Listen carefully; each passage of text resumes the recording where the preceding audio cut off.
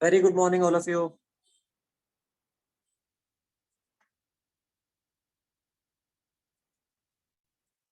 Afternoon, sir. अच्छा afternoon, oh sorry, my mistake. Very good afternoon. 1 minute हो गया ना. Good morning, sir. Okay, fine. So let me share the screen first, and we will solve a few amazing questions that are asked in board exams. Okay, related to function. Fine.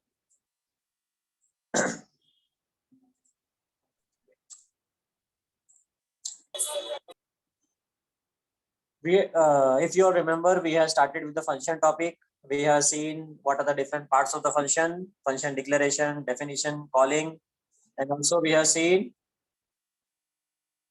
different types of the function. That is function with no return type and function with return type. At the same time, we have seen function with parameters and no parameters, right? Total 4 categories are there, if you all remember. So based on those 4 categories, we are going to solve some board questions that are asked, some questions that are asked in board exams related to function. Okay.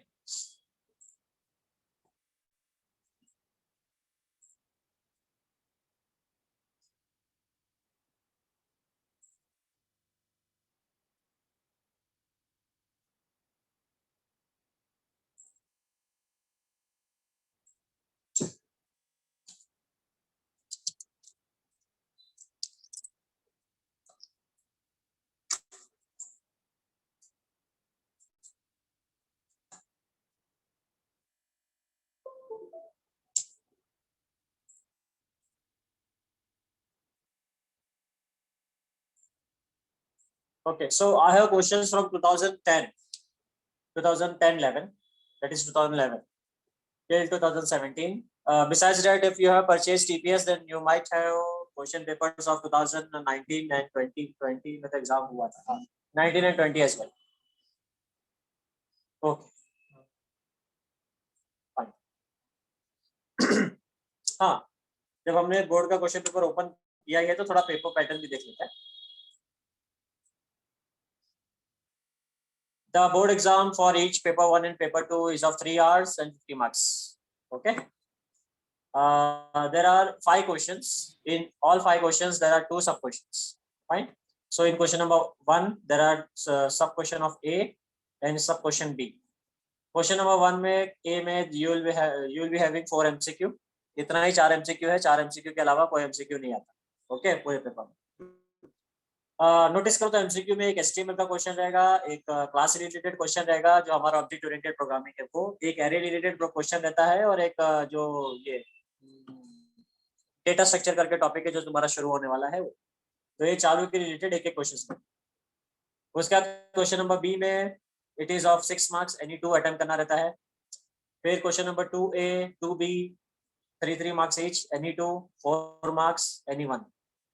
Question number 3 में भी same pattern follow होता है जैसा question number 2 में follow होता है. Then question number 4 में भी सेम पैटर्न फॉलो होता है. मोस्टली क्वेश्चन नंबर 1B से सब थ्योरी रहता है. ठीक है. Then comes our question number 5 जिसके अंदर 3 क्वेश्चंस रहते हैं. ठीक है. A part and B part. Okay. So A part में से 3 में से कोई 2 करना रहता है, या फिर बी पार्ट में से 3 में से कोई 2 करना रहता है. तुम्हारे ऊपर है कि तुम कौन सा सिलेक्ट करते हो. ठीक है.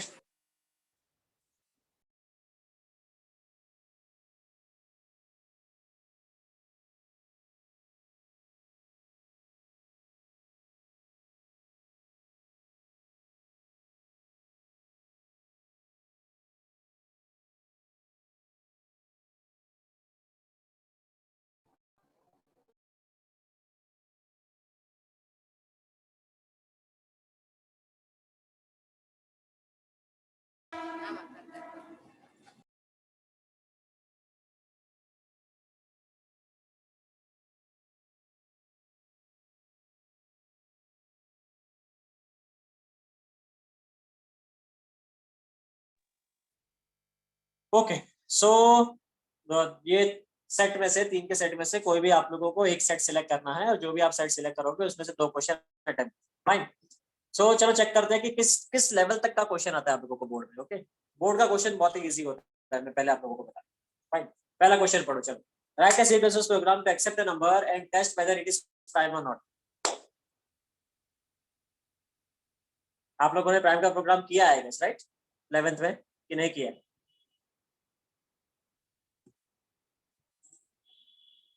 हाँ यस किया है, ठीक है। सो प्राइम नंबर वाला प्रोग्राम बहुत ही इजी है और ये 5 मार्क के लिए क्वेश्चन आया है। बोलो सोचो, फॉर 5 मार्क्स तुम्हें खाली बस नंबर को रीड करना है, लॉजिक लगाना है प्राइम नंबर का और चेक करना है कि प्राइम है कि नहीं, बस, और डिस्प्ले करना है अकॉर्डिंगली जो भी मैसेज रहेगा ठीक है। एक HTML बेस्ड क्वेश्चन होता है सेट ए में और उसमें आप लोगों को कुछ कोड दिया होगा, इसका जो डायग्राम है आउटपुट कैसा होगा वो दिखा, ठीक है। मतलब इसका कोड लिखने का तुम्हें आउटपुट दिया हुआ है और एक क्वेश्चन ऐसा होता है जिसके अंदर आउटपुट दिया रहता है उसका कोड लिखना, ठीक है। उसके बाद फिर ऑब्जेक्ट ओरिएंटेड प्रोग्राम हमारा अभी तक चालू नहीं हुआ है कॉन्सेप्ट, ये भी प्रोग्राम्स बहुत इजी होते हैं, इतना कॉम्प्लिकेटेड नहीं होता। फिर सेट बी में क्या क्वेश्चन दिया हुआ है, write a program in C++ to find greatest common divisor of 2 natural numbers, GCD। ये प्रोग्राम हुआ है आप लोगों का, to find GCD of 2 natural numbers, yes no? नहीं हुआ है? अच्छा GCD क्या होता है पता है आप लोगों को? किसी को पता है GCD क्या होता है? यस सर, बोलो। Greatest common factor. वो तो यहाँ पर भी फुल फॉर्म दिख रहा है, तुमने डिवाइजर को हटा के फैक्टर ग्रेटेस्ट बता कॉमन दिया, डिवाइजर। ठीक है। फुल फॉर्म नहीं चाहिए मेरे को, क्या होता है एग्जांपल दो।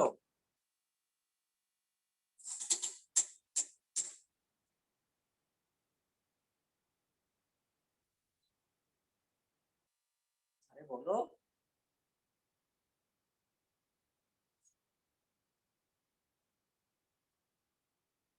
आप लोगों का स्कूल में हुआ था, भूल गए तुम लोग।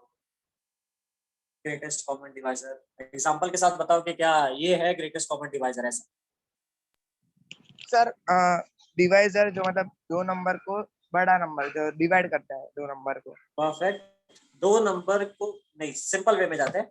फॉर एग्जांपल अगर तुमने नंबर लिया है 5, ठीक है, ठीक है, 5 के डिवाइजर है 1 and 5, ओके। दूसरा नंबर लिया है 10, ठीक है, तो 10 का डिवाइजर है 1, 5 and 10, ओके। कॉमन डिवाइजर अगर देखोगे तो 1 and 5 है दोनों में, मगर ग्रेटेस्ट कौन सा है? 5। तो GCD 5 और 10 का 5, समझा? एक और एग्जांपल दे देता हूं आप लोगों को, रुक जाओ। हाँ, जैसे 32 और 64, GCD is 16, परफेक्ट, ठीक है। मैं यही वाला एग्जांपल यहाँ पे लिख के समझा देता हूँ। सर 12 और यस सर 18। पता है। ठीक है, वैसे पता होगा काफी लोगों को, मगर कुछ लोग भूल जाते हैं ना कभी कभी, तो हम लोग एक बार देख लेते, ठीक है। हम ह्यूमन बींग्स है, हमें आदत है भूलने, ओके। 32 के डिवाइजर्स, 32 के डिवाइजर्स है 1 से डिवाइड होता है 32, ठीक है, 2 से होता है, 4 से होता है, देन 8 से होता है, देन 16 से होता है एंड 32 से होता है, बराबर। ये सारे नंबर से 32 डिवाइड होता है, तो ये डिवाइजर हो गया 32। सेम 64 के लिए लिख देते हैं, 1 से होता है डिवाइड, 2 से होता है डिवाइड, 3 से नहीं होता, 4 से होता है, फिर 5 से नहीं होगा, 6 से नहीं होगा, 7 से नहीं, 8 8 64, राइट। 8 से होगा, 9 से नहीं होगा, 10 नहीं, 11 नहीं, 12 13 नहीं, 14 16 डायरेक्ट 16, ठीक है। फिर 32 और 64, बराबर। अब अगर तुम ये दोनों में नोटिस करो तो ये इतने डिवाइसेस कॉमन है, ठीक है। 32 के ये सारे डिवाइसेस है, 64 के ये सारे डिवाइसेस है, दोनों में अगर तुम नोटिस करोगे तो ये सब कॉमन है, 1 2 4 8 16 32 दोनों में अवेलेबल है, मगर ग्रेटेस्ट कौन सा है? ये दो, तो इसको बोलेंगे हम GCD, समझ गए? क्योंकि ये ग्रेटेस्ट कॉमन डिवाइजर है दोनों, समझ गए? GCD क्या है ये समझ गया? Yes sir. प्रोग्राम कैसे करेंगे? आप लोगों का प्रोग्राम नहीं हुआ है, एल्गोरिथम फ्लो चार्ट कुछ हुआ है GCD का? नो सर कुछ नहीं हुआ है। नहीं सर कुछ नहीं हुआ।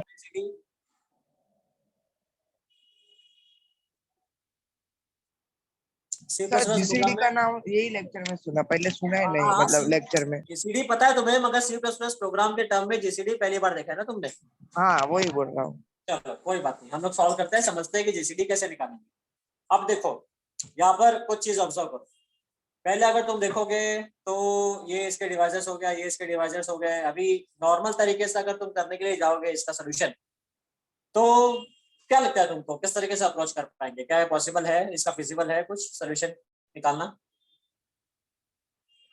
सर हम लोग को वो आइट्रेशन करना पड़ेगा 1 2 3 4, फिर चेक करना पड़ेगा कि Iteration करना रिमाइंडर पड़ेगा। 0 आ रहा है आइटरेशन क्या। के लिए तुम बड़ा वाला नंबर लोगे कि छोटा वाला? आइटरेशन में कंडीशन आती है ना, जैसे फॉर, ठीक है, पहले इनिशियलाइजेशन होगा, right?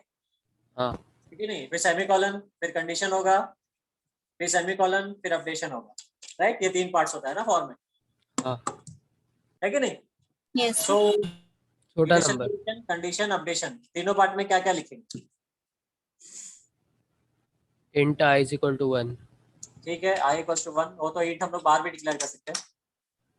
I is less than equal to 32।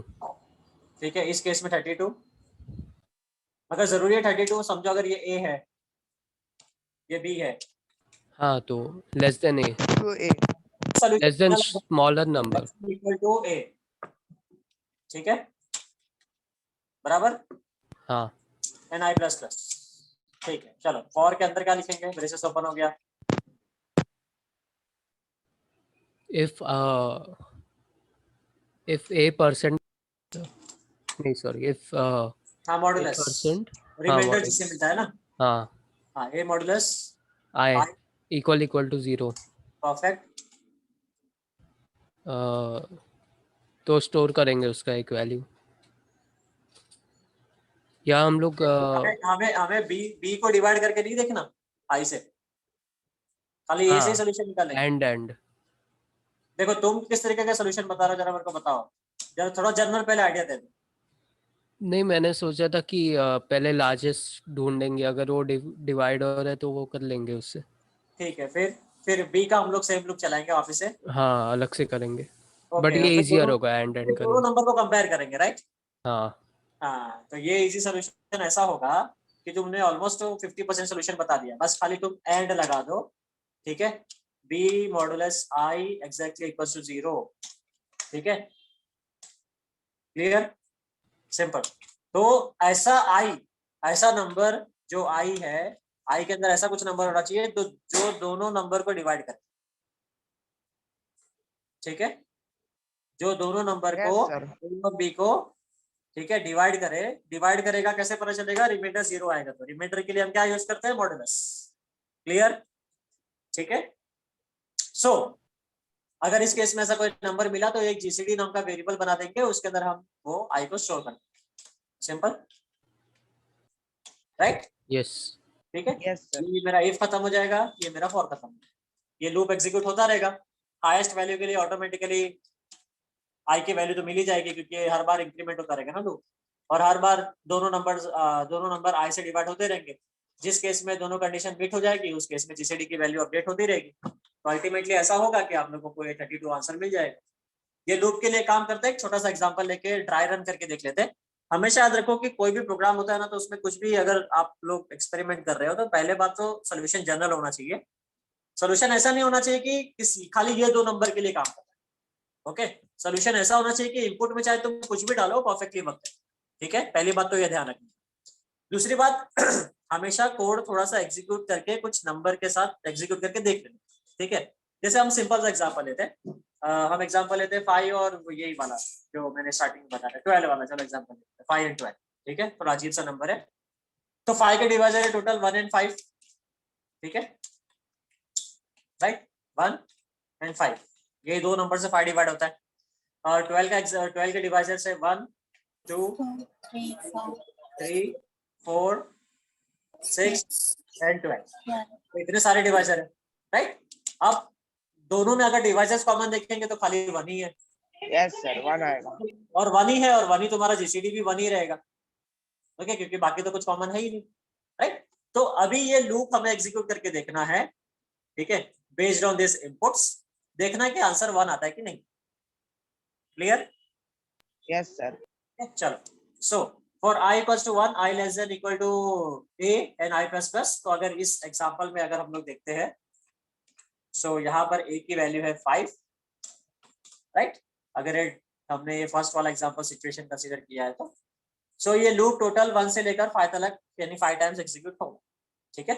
अब if a modulus i exactly equals to 0 and b modulus i exactly equals to 0, अगर ये कंडीशन ट्रू होती है तब जीसीडी में i का वैल्यू असाइन होता है, ठीक है? तो एक वेरिएबल, जैसे अगर हमें वेरिएबल चाहिए होगा, एक a एक b, दोनों इनपुट के लिए एक i वेरिएबल चाहिए होगा और एक जीसीडी चाहिए होगा, ठीक है? जीसीडी स्टोर करने के लिए 4 वेरिएबल हमें चाहिए होंगे, ओके? इस पर्टिकुलर प्रोग्राम फाइन, कि i कैपिटल पे हो जाए, ठीक, ओके?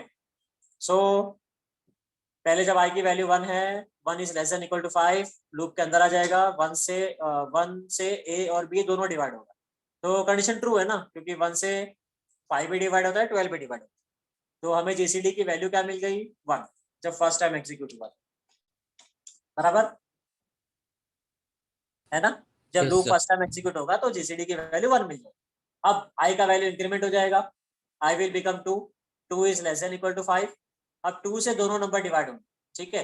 पहले 5 डिवाइड होगा 2 से, जब 5 2 से डिवाइड होगा तो क्या रिमाइंडर 0 मिलेगा? नहीं, नहीं, पॉसिबल नहीं है, खाली सेकंड 1 केस में मिलेगा। मिलेगा। हाँ, ठीक है, सेकंड केस में मिलेगा। अब सेकंड केस में मिलने से तो ये पूरा कंडीशन तो फॉल्स रहेगा, क्योंकि एंड हमने यूज किया है, एंड के केस में दोनों कंडीशन ट्रू होना चाहिए, राइट? Yes sir. है कि नहीं? तो उसके वजह से जीसीडी की वैल्यू अपडेट नहीं होगी, ओके? जीसीडी 1 ही रहेगा एज इट इज, सेम। फिर वापस से आई की वैल्यू 3 हो जाएगी, 3 के केस में भी सेम प्रॉब्लम होगा। फर्स्ट जब 5 से 3 को डिवाइड करेंगे, सॉरी 5 को 3 से जब डिवाइड करेंगे तब तो मेरे मीटर 2 मिलेगा, यहाँ पर तो 0 ही मिलेगा, मगर अगेन दोनों कंडीशन ट्रू नहीं है, तो हमारा जीसीडी का वैल्यू अपडेट नहीं होगा, ठीक है? जीसीडी 1 ही रहेगा, ओके?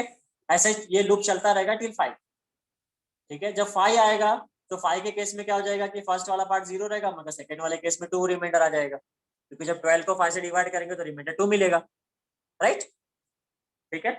उसके बाद फिर ये लूप एग्जीक्यूट होगा ही नहीं, क्योंकि 6 में तुम्हारी कंडीशन फॉल्स हो जाएगी, जीसीडी की फाइनल वैल्यू 1 ही है, क्योंकि अपडेट नहीं हुआ था, आंसर मिल गया। तो यहाँ पर प्रिंट कर दो एंड में, सी आउट जीसीडी, मैसेज प्रिंट कर दो, मैसेज के साथ जीसीडी प्रिंट कर दो, बस हो गया प्रोग्राम। समझे? Yes Yes, sir. sir. हाँ, Yes, sir. हम अभी से एग्जीक्यूट करते हैं, ठीक है? तो हमेशा याद रखो कि प्रोग्राम पहले थोड़ा सा कोड बना लो, कोड बना करके पेपर पे उसे ड्राई रन कर लो, कुछ इनपुट्स डाल के देख लो कैसा कैसा एग्जीक्यूट हो रहा है, उसके बाद फिर हमेशा कोड, एक्चुअल कोड लिखने के लिए जाने, क्योंकि डायरेक्टली अगर एक्चुअल कोड लिखने के लिए जाते हैं ना तो मिस्टेक होने के चांसेस बहुत ज्यादा होते हैं, ओके? क्लियर है? Let us start with C++।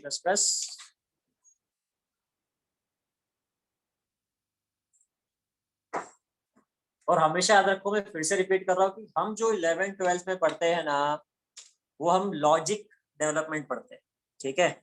हमारा टारगेट ये रहता है कि लॉजिक डेवलप होना चाहिए। क्लियर है? Yes, sir. हमारा टारगेट ये नहीं रहता कि जीसीडी क्या है, एलसीएम क्या है, प्राइम नंबर क्या है, ये सब हमारा टारगेट नहीं है। हमारा टारगेट ये है कि हम जीसीडी अचीव कैसे करें, जीसीडी लेकर कैसे आए, ठीक है? प्राइम नंबर कैसे चेक करें, वेरीफाई कैसे करें, तो मेन हमारा इंटेंशन होता है लॉजिक डेवलप, ओके? हमेशा याद रखो, मेन फोकस उसी पे रखो। ऐसा मत रखो कि मुझे प्राइम नंबर का प्रोग्राम बाय हार्ट नहीं है, किसी को प्रोग्राम बाय हार्ट नहीं है, ठीक है? Yes sir.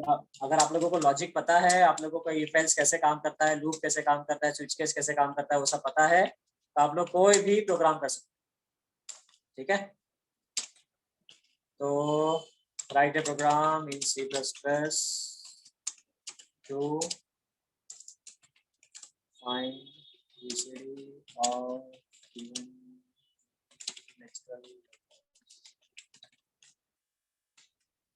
GCD full form है तो इसका एक्रोनियम लिख देते हैं GCD। hash include iostream.h, hash include bonio.h, void main, ठीक है? braces open, braces close, CLR SCR,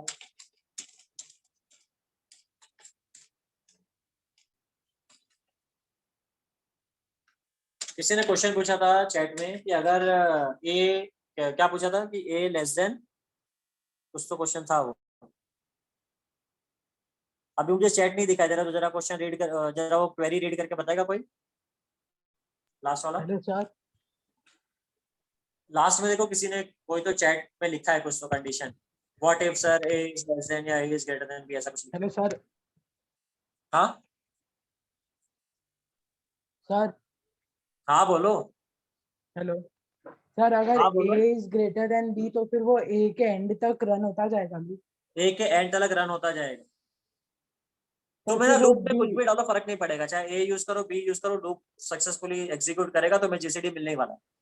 okay ठीक है, या तो तुम उस केस में अगर तुम्हें लूप कम रन करना है ना, तो उस केस में उसका भी सोल्यूशन हम अभी डिराइव करते हैं। ठीक है, आप लोग हेल्प करोगे कि कैसे डिराइव करना। फाइन, इसका क्वेश्चन समझा क्या आप लोगों को?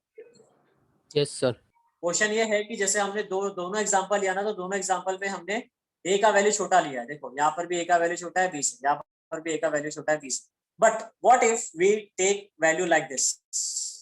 ठीक है, what if we take value like this. ठीक है, here the value of a is greater than value of b, in this case the loop will execute till 12 times, right? Answer तो 1 ही मिलने वाला है, मगर अननेसेसरी अपना लूप का iteration ज्यादा हो रहा है ना। समझ रहे हो क्वेश्चन क्या है उसका? ठीक है, तो ये कैसे अवॉइड कर सकते कि देखो आंसर तो तुम्हें छोटे नंबर से मिल ही जाएगा। ठीक है, तुम्हें जरूरी नहीं है कि पूरा जो बड़ा वाला नंबर है उतनी बारी लूप एग्जीक्यूट करो, छोटे वाले से भी लूप एग्जीक्यूट करोगे परफेक्ट आंसर मिलेगा जीसीडी। ठीक है, तो अगर हमें अवॉइड करना है कि अननेसेसरी मेरा लूप का आइटरेशन एक्स्ट्रा नहीं होना चाहिए, 5 टाइम्स में अगर मेरे को आंसर रिजल्ट मिल रहा है, तो मैं अननेसेसरी 12 टाइम्स क्यों एग्जीक्यूट करूं? समझ गए? ठीक है, यस सर। तो इसका भी सोल्यूशन हम इसके अंदर डिराइव करने का ट्राई करेंगे, आप लोग मिलकर हेल्प करो। ठीक है, चलो सो पहले जो जनरल सोल्यूशन है वो बना लेते हैं।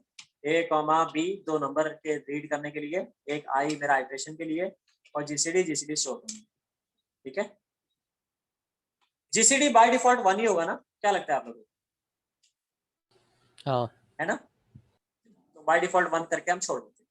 ओके चलो, या फिर नहीं करोगे तो भी चलेगा, आंसर तुम्हें मिलने वाला है, मगर फिर भी एक प्रैक्टिस कर लेने का, जिस जिस वैल्यू का पॉसिबिलिटी क्या है तुम्हें पता है, तो उसकी डिफॉल्ट वैल्यू सेट कर। ठीक है, enter two natural numbers. I hope you know what natural numbers is. सबको पता है? मालूम। Yes sir. 1 से चालू होता है और इंफिनिटी पे खत्म होता है। परफेक्ट, जो नंबर 1 से स्टार्ट होता है 1 2 3 4, नॉर्मल जो रियल लाइफ में हम सब नंबर यूज करते हैं, सब नेचुरल। ठीक है, ओके, तो हमने दोनों वैल्यू रीड कर ली A and B. Okay, now we will start with the logic. So for braces open braces close, I equals to 1, okay, I less than equal to a and I plus x, right? inside the braces हमारा आएगा if वाला condition, if का braces आएगा। ठीक है, a modulus I exactly equals to 0 and b modulus I exactly equals to 0. Perfect. If this is true, then the value of GCD will be I. Okay. ये हमारा loop और if condition execute होगा, logic है हमारा main. फिर finally हम output print करेंगे। Cout the GCD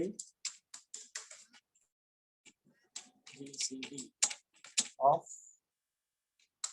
A and B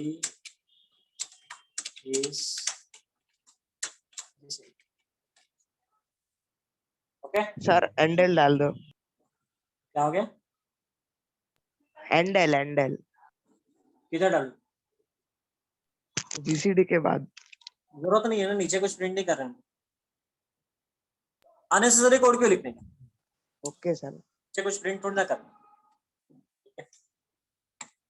जहां पर जरूरत हो वहीं पर कोड लिखो, क्योंकि ये तो हम लोग छोटा सा प्रोजेक्ट कर रहे हैं, मगर आप आगे चल के जब इंडस्ट्री वगैरह में सब में काम करोगे ना, तो वहां पर बहुत इंपॉर्टेंट रोल प्ले करता है, एक एक वर्ड एक एक लेटर बहुत इंपॉर्टेंट है।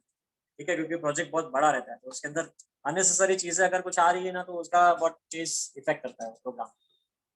ठीक है, ओके सर। जी सर, फाइन। तो इसीलिए प्रोग्राम में उतना ही कोड लिखो जितनी जरूरत है, simple. Okay, two natural numbers 5 and 12, GCD 1 आ गया। Let us try for 32 and 64 also. 32 64 32 आ गया। कुछ और रैंडम नंबर डाल देता हूँ मैं, ठीक है।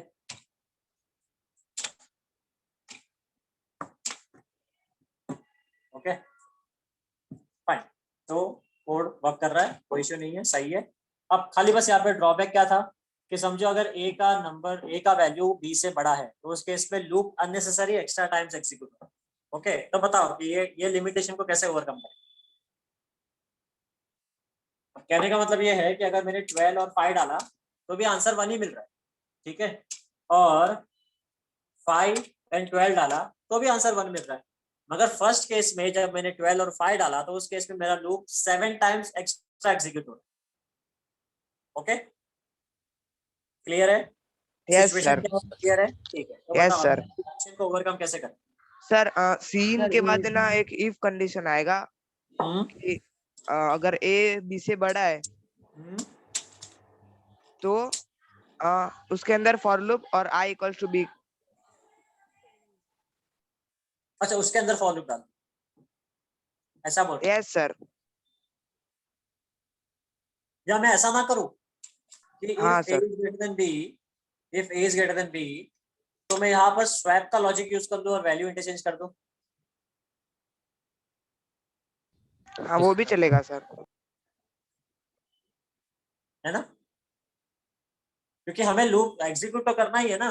अगर तुम्हारे मतलब अगर मैं ऐसा सॉल्यूशन बनाऊं कि इफ के अंदर ही if A is less than B, ठीक है, तब ये पूरा एग्जीक्यूट करेगा, तो व्हाट अबाउट एल्स, प्रॉब्लम हो जाएगी ना। तुम्हारे सॉल्यूशन के हिसाब से प्रॉब्लम क्या हो जाएगा बताता हूँ। समझो मैंने 5 and 12 डाला तो परफेक्टली वर्क कर रहा है, ठीक है, और अगर मैंने 12 and 5 डाला तो आउटपुट ही नहीं है, समझे? Yes sir. ये आउटपुट नहीं है क्योंकि कंडीशन फॉल्स हो गई ना। ए लेस देन बी वाला कंडीशन फॉल्स हो गया, ए का वैल्यू 12 डाला था, बी का वैल्यू 5 डाला था, कंडीशन फॉल्स है। कंडीशन फॉल्स है तो लूप एग्जीक्यूट ही नहीं कर रहा, कुछ एग्जीक्यूट नहीं कर रहा है। ओके, सो टेक्निकली ये कोड तो हमें लॉजिक तो एग्जीक्यूट करना ही है, ठीक है, बस खाली वैल्यू इंटरचेंज करना। Okay, so let us interchange the value. Okay, so if value of A is greater than B, so उस केस में हम स्वैप का लॉजिक लगा करके वैल्यू इंटरचेंज कर देते हैं। बोलो स्वैप का लॉजिक क्या है विदाउट यूजिंग थर्ड वेरिएबल वाला सॉल्यूशन, बोलो, क्योंकि मुझे एक्स्ट्रा वेरिएबल नहीं क्रिएट करना।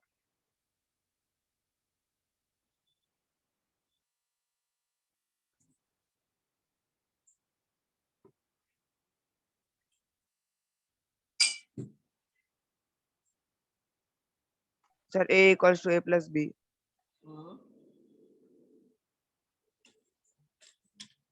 परफेक्ट, गुड स्टार्ट, चलो आगे।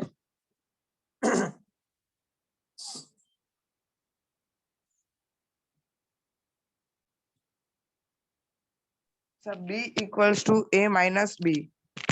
ओके,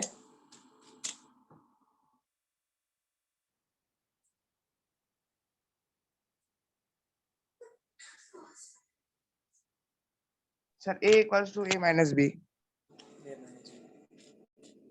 ठीक है, चलो वैल्यू इंटरचेंज कर दिया हमने। Let us execute this and compile this. So 5 and 12 execute हो रहा है। Let us see the other situation, 12 and 5 और एग्जीक्यूट। बस खाली यहाँ पर वैल्यू इंटरचेंज हो गया था इसलिए आउटपुट में वो इंटरचेंज वाला पार्ट दिख रहा है। बस, ठीक है, आउटपुट में देखो 5 and 12 दिख रहा है, उससे फर्क पड़ेगा क्या? आप लोगों को लगता है कुछ फर्क पड़ेगा? नहीं सर, कुछ फर्क नहीं पड़ेगा। चलेगा, ठीक है। या फिर अगर वैसा फिर से अगर आउटपुट चाहिए तो वापस से इंटरचेंज वाला लॉजिक फिर से यूज करो, अगर तुम्हें वैसा चाहिए तो, कि 12 and 5 दिखना चाहिए तो ये इंटरचेंज वाला लॉजिक फिर से यहाँ पर यूज करो, यहाँ पर डिस्प्ले करने से पहले, तुम्हारे ऊपर है, ठीक है। सर वो अपने आप ही सबसे बड़ा नंबर लेगा ना? वो अपने आप ही सर सबसे बड़ा नंबर ले लेगा ना, जो दोनों में डिविजिबल है। हाँ, वो अपने आप ही जीसीडी के अंदर सबसे बड़ा वाला नंबर ले लेगा, क्योंकि हमने यहाँ पर कंडीशन में स्पेसिफाई किया है ना कि आई जो है, ठीक है, वो आई ए और बी दोनों को डिवाइड करके देखेगा। दोनों के केस में जब डिवाइजर 0 होगा तभी ही जीसीडी का वैल्यू अपडेट होगा। ओके, एक सिंपल वाला एग्जांपल फिर से ले लेते हैं ना, ज्यादा कंफ्यूज मत हो, ठीक है। समझो हमने लिया है 12 एंड 14, ठीक है। 12 और 14 के केस में जीसीडी 2 है। कैसे? 12 का जीसीडी है 1 2 3 4 एंड 6 एंड 12, बराबर। और 14 के केस में क्या है? डिवाइजर्स 1 2 7 एंड 14, बराबर। तो कॉमन क्या हुआ? 1 एंड 2 दोनों में, और दोनों में कॉमन में सबसे बड़ा कौन सा है? 2। यस सर, तो लास्ट वाला वेरिएबल ले लेगा। परफेक्ट, जो लास्ट वाला सबसे हाईएस्ट रहेगा वही लेगा, क्योंकि 2 ही है ना जिसने दोनों को सक्सेसफुली डिवाइड किया, 12 और 14, राइट। क्योंकि 14 3 से डिवाइड होगा नहीं, तो 3 वैल्यू असाइन होगी नहीं। 14 4 से डिवाइड नहीं होगा, 5 से डिवाइड नहीं होगा, 6 से डिवाइड नहीं होगा। तो दोनों के केस में 1 और 2 ही ऐसे दो नंबर है जो सक्सेसफुली दोनों को बराबर से डिवाइड कर पा रहे हैं। तो ऑटोमेटिकली जो हाईएस्ट वाला वैल्यू है वही लेगा, क्योंकि हमने यहाँ पर असाइन किया है ना। जीसीडी का वैल्यू ओवरराइट करो, पहले 1 आएगा, मगर जब सेकंड टाइम एग्जीक्यूट होगा 2 के केस में तो वैल्यू 1 से ओवरराइट होकर 2 हो जाए। समझ गए? Yes sir. ठीक है, सबको क्लियर है ये जो लॉजिक है जीसीडी वाला?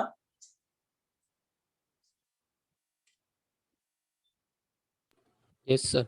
चल अभी आगे देखते हैं कोई और प्रोग्राम है जो फंक्शन रिलेटेड हो। फिलहाल हम फंक्शन रिलेटेड कर रहे थे, उनका ठीक है, इसी प्रोग्राम का तो हमने कर, इसको फंक्शन से भी कर सकते हैं। कोई बता सकता है कैसे करेंगे? थोड़ा सा चेंजेस, मतलब मुझे एक सिंपल सा फंक्शन क्रिएट करना है। मेरे ख्याल से फंक्शन बेस्ड प्रोग्राम पूछा है किसी साल में, तो रुक जाए इसे ओपन करेंगे बाकी क्वेश्चन। जीसीडी बेस्ड ना फंक्शन रिलेटेड प्रोग्राम आया है किसी साल में। क्या देखो फिर सेम क्वेश्चन पूछ लिया था नेक्स्ट ईयर भी। Write a program in C plus plus to accept a number and test whether it is prime or not. हाँ, ये देखो, ये क्वेश्चन पूछा है जिसमें GCD and LCM find out करना है यूजिंग मेथड्स। अभी देखो यहाँ पर उन्होंने मेथड्स वर्ड यूज किया है। हमने थ्योरी में पढ़ा है कि फंक्शन को मेथड भी कहते हैं। फिर और क्या था वर्ड एक दूसरा वाला?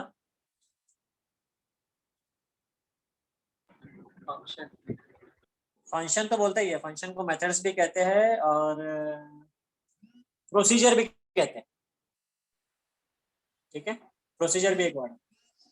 सो हमें मेथड्स यूज करना है, एंटर एंड कंप्यूट। ओके, ये दो मेथड है जो हमें यूज करना है, एंटर एंड कंप्यूट। अभी एंटर और कंप्यूट के ऊपर नोटिस करो कि उन्होंने क्या लिखा है। तो आप लोगों को दिखाई दे रहा है क्या बराबर से क्वेश्चन? Yes sir. ठीक है। जो क्वेश्चन है उसके ऊपर नोटिस करो। तो उन्होंने जो एंटर और कंप्यूट जो फंक्शन बनाया है, जो मेथड बनाया है, क्या उसमें पैरामीटर पास किया है?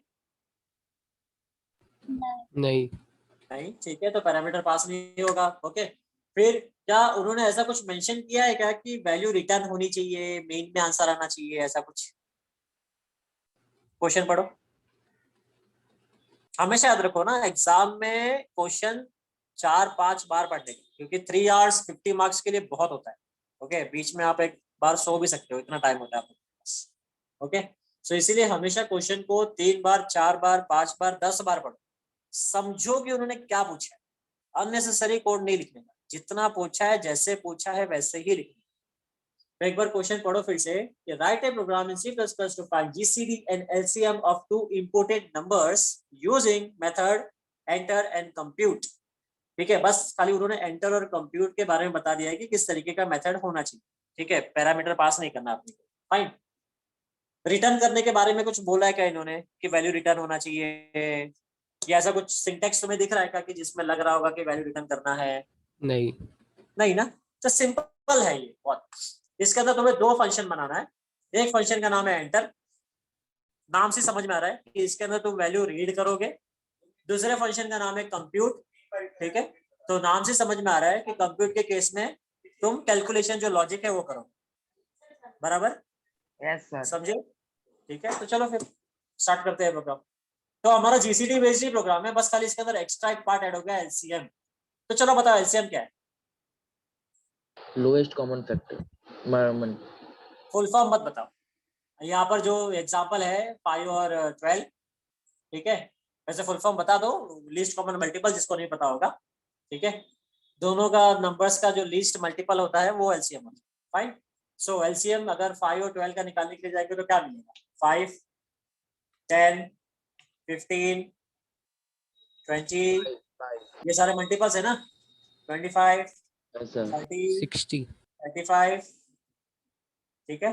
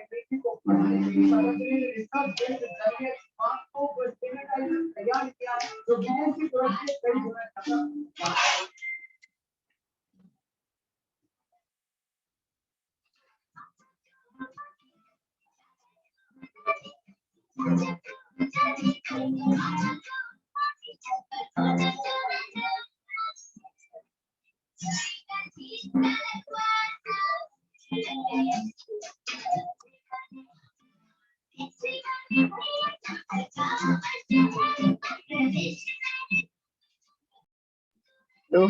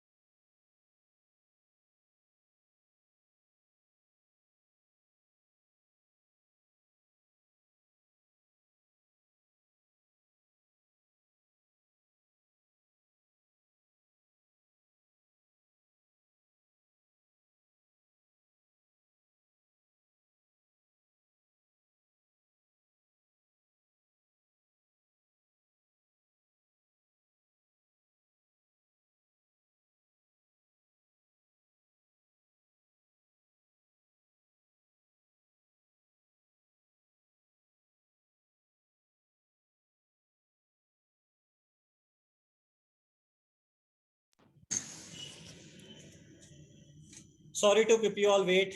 Extremely sorry. Hello. Hello, sir. Yes, sir. Hello. Yes, sir. हाँ सर, हेलो. हाँ यस सर सर. बोलो. Yes yes sir. Sir. Thank you. Sorry थोड़ा आप लोगों को wait. हाँ okay sir. It's okay sir, no problem. 24 हम लोग अभी मल्टीपल्स लिख रहे हैं 12 के.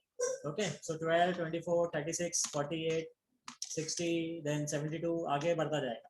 अभी इंपॉर्टेंट ये क्या है कि लिस्ट कॉमन मल्टीपल में आप लोग कॉमन मल्टीपल्स देखते हो दो नंबर्स के बीच में कौन कौन सा है. जैसे अगर आप यहाँ पर ऑब्जर्व करोगे 60 एंड 60 ये दो नंबर्स है जो कॉमन है, राइट. और उसके पहले कुछ कॉमन मिला क्या? No sir. No, sir. So ये दोनों हमारे हो गए एलसीएम. ठीक है, तो ये दोनों हमारा मतलब ये दोनों इन द सेंस 60 हमारा एलसीएम हो गया ऑफ 5 एंड 12. समझ गए? Yes sir. एलसीएम क्या है समझ गया? ठीक है. अब एलसीएम निकालने का ना शॉर्टकट मेथड है. ठीक है, किसी को पता है क्या? Yes, sir. दो नंबर को मल्टीपल कर मेरे देंगे. पास 5 एंड 12 है और मुझे डायरेक्टली एलसीएम चाहिए, तो कैसे मिलेगा? सर वो दो नंबर को डायरेक्टली मल्टीप्लाई कर देंगे. पहले तो अपना मैनुअल मेथड 12 होगा पाएगा. जिसके अंदर हम लोग मल्टीपल्स लिखेंगे, कॉमन वो करेंगे सर्च और फिर लिस्ट वाला लिख देंगे. कोई शॉर्टकट मेथड पता है किसी को? सर 12 5 सीधा मल्टीप्लाई किया. 12 into 5 के केस में 60 दिख रहा है. What about 32 and 64? हाँ सर उनके फैक्टर निकलने का। समझे क्या? देखो 32 के केस में मल्टीपल क्या होगा, 32 64 बराबर आगे चलता जाएगा। ओके, फिर यहाँ पर क्या होगा 64 और 128। अगर तुम यहाँ पर देखो तो तुम्हारा तो इधर ही मिल गया 64, तो क्या 32 इंटू 64 होता है? नहीं ना। सर उनके फैक्टर निकलने की। हाँ, तो किसी को पता है कि कैसे करना है इसको? कुछ आइडिया है एलसीएम कैसे निकाल सकते हैं?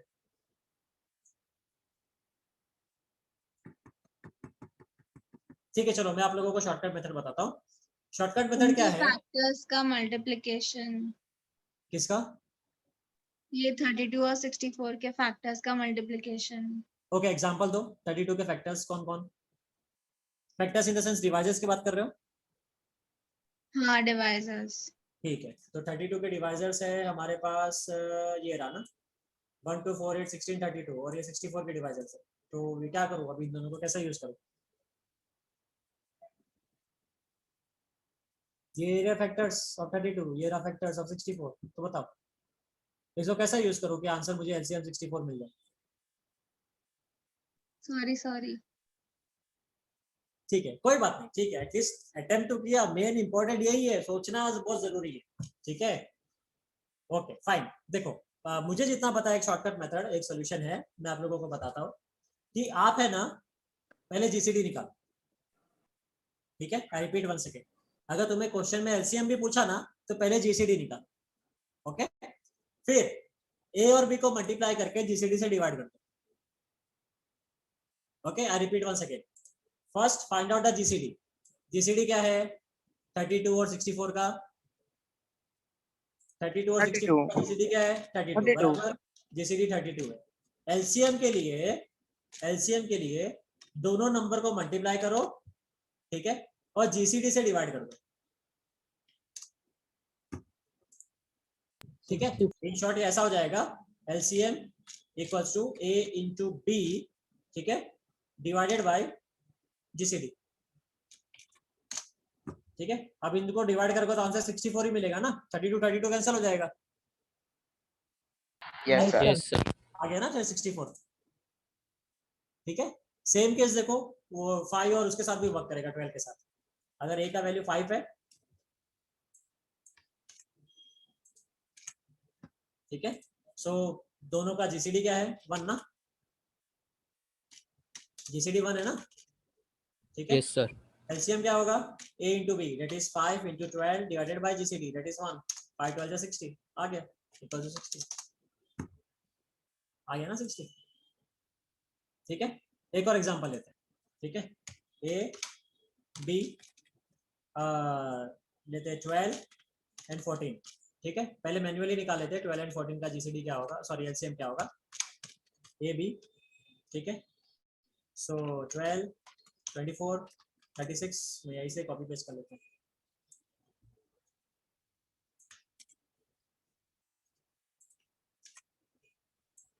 ठीक है, ये 12 का हो गया, अभी 14 का लिख देते हैं मल्टीपल्स। ठीक है, तो 14 28, फिर 42 42 56 56 70 70 84 84 यहाँ पर 84 आएगा ना। Yes sir. तो अभी देखो मैच हुआ ना। Yes sir. ओके, सो 84 हमें मिल गया, ये हमारा हो गया एलसीएम। ओके, जीसीडी क्या है 12 और इसका 14 का, याद है हमने इनपुट डाला था, याद है क्या? ठीक है, जीसीडी भी निकाल लेते हैं। 1 2 सर 2 3 4 6 बराबर। ठीक है, 1 2 7 14, क्या है जीसीडी 2 2।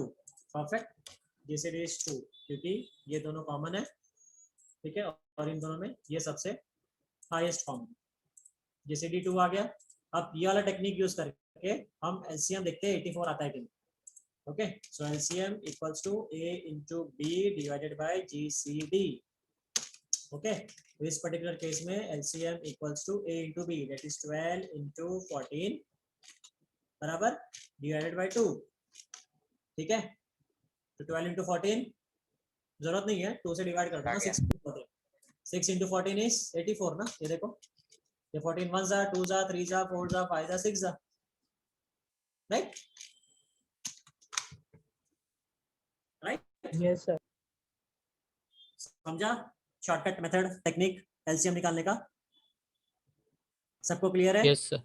ठीक है, तो Yes. पहले जीसीडी निकाल दो, फिर दोनों नंबर को मल्टीप्लाई करो और जीसीडी से डिवाइड कर दो, एलसीएम मिल गया. ठीक है, तो अभी ये टेक्निक यूज करके हम ये वाला जो क्वेश्चन है वो सॉल्व कर सकते हैं. ओके, तो फटाफट ये क्वेश्चन को सॉल्व कर देते हैं. जीसीडी तो हमने निकालना हमें आ ही गया है. ठीक है, बस खाली फंक्शन का मेथड यूज करके जीसीडी निकालते हैं और एलसीएम निकाल करके फाइनल आंसर दे देते हैं. ओके, सर बोलो सर अभी 1 बजे लेक्चर है. कौन सा क्लासेस? नहीं सर, ईवीएस का. आपके कॉलेज का लेक्चर है? Yes sir. अच्छा ठीक Yes, है, sir. तो फिर ये जो क्वेश्चन है ये आप लोगों का असाइनमेंट है. जब नेक्स्ट टाइम मिलेंगे तो आप लोगों से सॉल्यूशन चाहिए मेरे को इसका. ठीक है, यस सर. स्क्रीनशॉट सर ले लो आप सब लोग. वो उस पे डाल देना ना. क्या हो गया? हाँ, इसका ये सारा क्वेश्चन पेपर जितना भी है ना उसका मैं एक लिंक है वो मैं शेयर कर देता हूँ. हाँ सर, ठीक है, जो आज करवाया. तो गूगल ड्राइव है ना उसके अंदर डाल दूंगा और ये लिंक शेयर कर दूंगा. Yes sir. ठीक है, चलो तो चलो फिर बैकअप करते हैं. Bye all, take care. Yes sir. Thank you sir. Bye sir.